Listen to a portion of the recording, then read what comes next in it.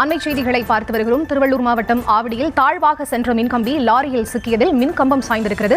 இது தொடர்பான முழுமையான விவரங்களுக்கு இணைகிறார் எமது செய்தியாளர் எட்வர்ட். அவரிடம் பேசலாம். வணக்கம் எட்வர்ட். தற்போதைய கள நிலவரம் அங்கு என்னவாக இருக்கிறது? விவரம். வணக்கம். ஆவடி மாநகராட்சி பின்புறம் 60 அடி சாலை உள்ளது. இதை ஒட்டி ஆவடி வீட்டு வசதியார குடியிருப்பும் அமைந்துள்ளது.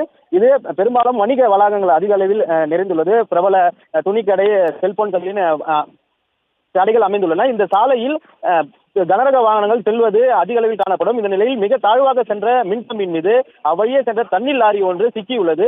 இதில் அந்த மின்சார வயர்கள் பலமாக இழுக்கப்பட்டுள்ளது. இதனை அறியாத லாரி ஓட்டுநர் தொடர்ந்து லாரியை இயக்கியுள்ளார். இதனால் அங்கு மின்கம்பி தாழ்வாக சென்ற மின்கம்பி லாரியில் சிக்கி இழுக்கவே அதன் மின்கம்பங்கள் சாய்ந்து நடு சாலையில் சரிந்துள்ளது.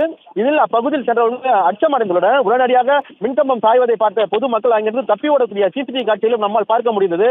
உடனடியாக சம்பவ இடத்திற்கு விரைந்து வந்த ஆவடி போலீசார் லாரியை அங்கிருந்து பிடித்து பொதுமக்களுக்கு எந்த விபத்தும் ஆபத்தும் ஏற்படாதபடி அவர்களை பாதுகாத்தனர். உடனடியாக தகவல் அறிந்து அங்கு வந்த மின்சாரத்துறையினர் கம்பங்களை சீர் செய்யும் பணியும் மின்சார வயர்களை சீர் செய்யும் பணியும் ஈடுபட்டு வருகின்றனர்.